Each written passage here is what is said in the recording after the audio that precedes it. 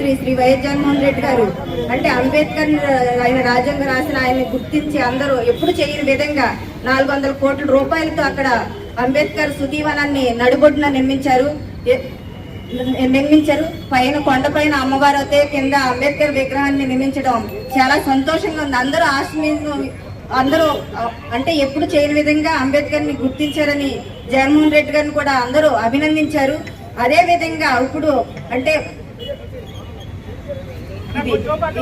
అదే విధంగా ఎందుకంటే గెలుపోవటంలో అనేవి సహజం, అవి కామన్. ఎందుకంటే 2014లో కూడా చంద్రబాబు నాయుడు గారు ఒక దుర్దేశంతో వచ్చారు, బాబొత్తే జాబ్ అని, కానీ పసుపు కుంకుమని ఇలా ఆశ చూపించే వచ్చారు. కానీ ప్రజలు నమ్మి అన్ని గద్దెంకిచ్చారు. అదే విధంగా ఆయన పొరపాటు అని ప్రజలు గమనించారు కాబట్టి 2019లో ఓడించారు. 2019లో శ్రీ వైఎస్ జగన్మోహన్ రెడ్డి గారు ముఖ్యమంత్రిగా గెలిచారు.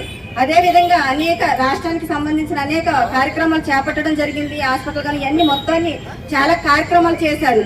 అది వాళ్ళందరూ గుర్తించాలి. ఎందుకంటే ప్రభుత్వాలు మారొచ్చు, కానీ అభివృద్ధిని ప్రజల సొమ్ముతో మనం నిర్మిస్తున్నామంటే అవి కాపాడుకోవాల్సిన బాధ్యత మనందరి మీద ఉంటది.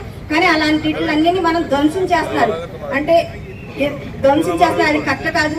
తెలుగుదేశం కార్యకర్తలు ఒకటే చెబుతున్నాము ఇదేగా, ఎందుకంటే మన రాజ్యాంగం నిర్మించిన రూపకర్త అయిన శ్రీ డాక్టర్ బి అంబేద్కర్ అయిన ఆయన్ని మనం అందరూ గుర్తించుకుంటాం. ఆయన జయంతి వేడుకలు, వర్ధంతి వేడుకలు కూడా మనం జరుపుకుంటున్నాం. అంటే పిల్లలకి మంచి సందేశం అందిస్తున్నాం. అలాంటి వ్యక్తి విగ్రహాన్ని వీళ్ళు ధ్వంసం చేశారంటే తెలుగుదేశం కార్యకర్తలు వాళ్ళకి బాధ్యత వహించాల్సింది ముఖ్యమంత్రి గారు అయిన చంద్రబాబు నాయుడు గారు, అలాగే పవన్ కళ్యాణ్ గారు, అలాగే హోమ్ మినిస్టర్ గారు, వీళ్ళందరూ వాళ్ళు బాధ్యత తీసుకుని దుండగల పైన తగిన చర్యలు తీసుకోవాలని కోరుకుంటున్నాం. అదే విధంగా వాళ్ళు చర్యలు తీసుకోకపోతే ఇది ఇంకా ఉద్రేకం చేసి పల్లెకి తీసుకెళ్లి అంటే మా అందరూ కలిసికట్టుగా పోరాటం చేస్తాం. ఇది ఇంకా కొనసాగిస్తాం. వాళ్ళ మీద కానీ సరైన యాక్షన్ తీసుకోకపోతే ఇది ఇంకా కొనసాగిస్తాం. కానీ ఒకటే గుర్తించుకోండి, ప్రభుత్వాలు మారినా కానీ ఇది ప్రజల సొమ్ముతో మనం నిర్మిస్తున్న ప్రతిదాన్ని అది కాపాడుకోవాల్సిన బాధ్యత మనందరి మీద ఉంది. కాబట్టి మీరు అంటే ప్రభుత్వాలు మారని వేరే ప్రభుత్వం ఈ పాడు చేయడం కరెక్ట్ కాదు.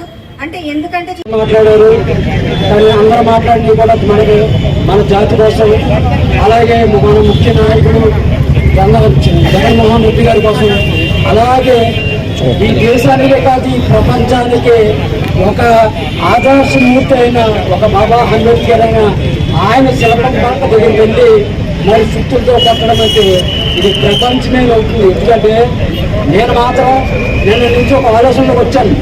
ఎప్పుడో హిట్లర్ ఒక కోడి పుంజును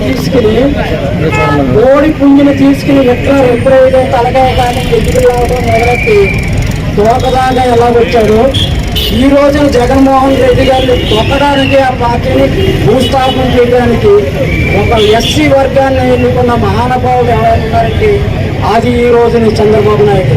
ఎందుకంటే ఆయన గెలిచిన కాడి నుంచి అభివృద్ధి పనులు పక్కన పెట్టి అభివృద్ధి పనులు ఏదైతే ఆయన చెయ్యాలో, ఏ సంక్షేమ పథకాలు ఇచ్చాడో సూపర్ 6 అన్నది పక్కన పెడతాకి ఫస్ట్ నుంచి కూడా దళితుల మీదే వస్తున్నాడు ఆయన. దళితులంటే ఒక కోడి పుంజో కోడి గంట ఇటు టైపు తర్వాత మేత అయితే అది మళ్ళీ ఆ మేత కోసమే ఉంటుందన్న ఒక ఉద్దేశంతో ఫస్ట్ కార్యకర్తల మీద పడ్డాడు ఆయన.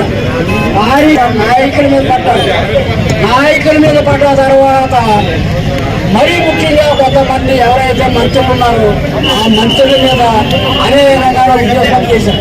ఇవన్నీ చేయడానికి కారణం ఏంటంటే ఆయన ఇచ్చిన ఏదైతే పథకాలు 6 ఉన్నాయో మరి ఆయన ఇప్పుడు కూడా